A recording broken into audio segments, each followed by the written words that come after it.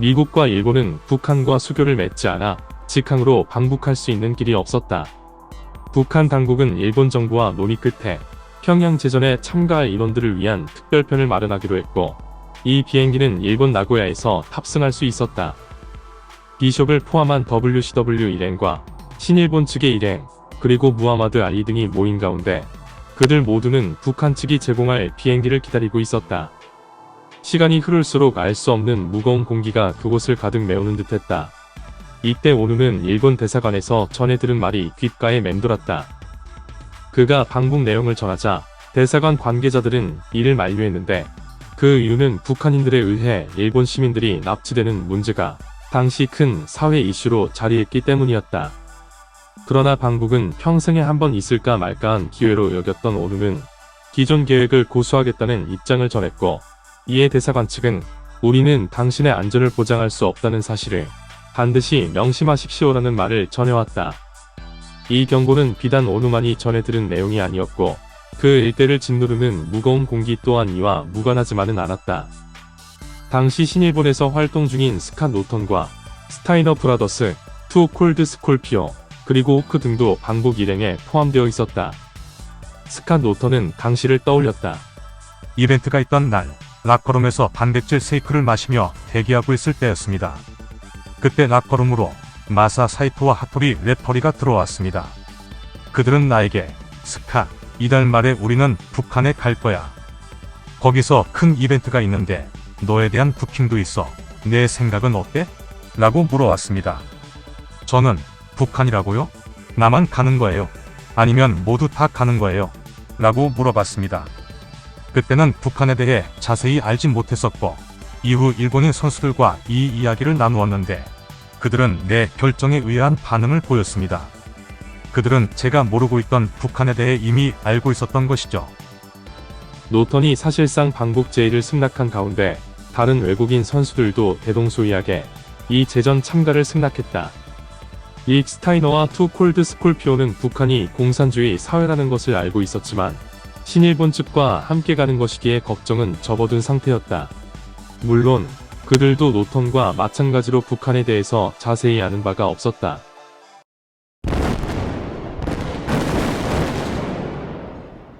나중에 다가올 혼란을 짐작조차 하지 못한 채 다행히도 그들은 그 순간만큼은 즐기고 있었다. 바로 전설적인 존재인 무하마드 알리와 함께 할 수 있었기 때문이었다. 그들에게도 알리는 대스타이자 존경의 대상임에는 틀림없었다. 마침내 탑승 수속이 진행되었고, 방북 일행은 비행기에 탑승하자마자 그 상황에 놀라고 말았다. 북한 측이 제공한 비행기는 여객기가 아닌 수송기였으며 그것도 매우 낡은 상태의 수송기였다. 그로 인해 그들은 안락한 여행은 고사하고 상공으로 이동하는 것 자체의 만족을 느껴야만 했다. 노턴이 회상하기를 당시 비행기는 세계 2차 대전이 떠오를 만큼 오래되었고 좌석도 좁아서 안락하지 못했다고 떠올렸다.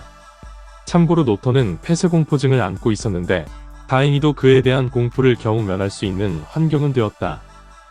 전반적으로 쾌적한 비행은 아니었지만 그럼에도 비행 중 그들이 경험했던 유일한 만족은 역시나 무하마드 알리와 한 공간에 있다는 점이었다.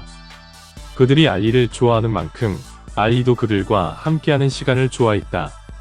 그는 유머러스한 사람이었을 뿐만 아니라 사람들을 몰입시키는 재능이 무척 뛰어났다. 다양한 이야기를 나누는 것 외에도 흔쾌히 사인 요청에 응하는 등 즐거운 비행을 이끈 알리였다. 단, 파킨슨병이 진행되고 있어 모두가 들을 수 있을 만한 소리로 크게 말할 수는 없었으나 모두가 알리의 말에 귀를 기울였기에 문제될 것이 없었다. 알리는 특히 호크를 좋아했다. 그는 예전부터 호크가 선보여온 그 특유의 프로모를 마음에 들어했는데 이에 호크는 즉석에서 몇 가지 프로모를 선보이며 알리에게 화답하기도 했다. 3시간여의 비행 끝에 어느덧 착륙이 다가오고 있었다. 창문 밖으로 북한 풍경이 보이기 시작했고 그들 모두는 처음 보는 풍경에 색다른 느낌을 받게 되었다. 오누는 그 모습이 흡사 스타트랙에 나오는 클링온 제국과 비슷했던 것으로 기억했고 곳곳에 고층 건물이 있었지만 모두가 회색 톤이었다는 점이 특이했다고 떠올렸다. 이윽고 그들은 외부인의 방문이 단절되어 있던 북한 땅을 밟게 되었다. 수송기에서 내린 후 곧바로 방북 일행들은 2인 1조로 나뉘었고 각 조의 여성 수행원이 한 명씩 배정되었다. 이 수행원은 북한 당국에서 파견한 관계자들로 표면적으로는 가이드 역할을 수행했지만 주된 임무는 방북단이 체류하는 동안 그들을 감시 감독하는 역할을 담당했다. 잠시 후 방북 일행 모두는 북한 측으로부터 여권과 소지품 일부를 압수당했다. 여권 압수라는 예기치 못한 상황에 이 플레어는 조금씩 심적인 동요를 일으키기 시작한다. 물론 여권을 소지하고 있다 한들 북한 내에서 그들이 취할 수 있는 일은 크게 없었는데도 말이다. 더불어 북측 관계자는 외부 활동 시 반드시 넥타이를 맨 정장 차림으로 이동할 것을 당국의 지시사항으로 전달했다.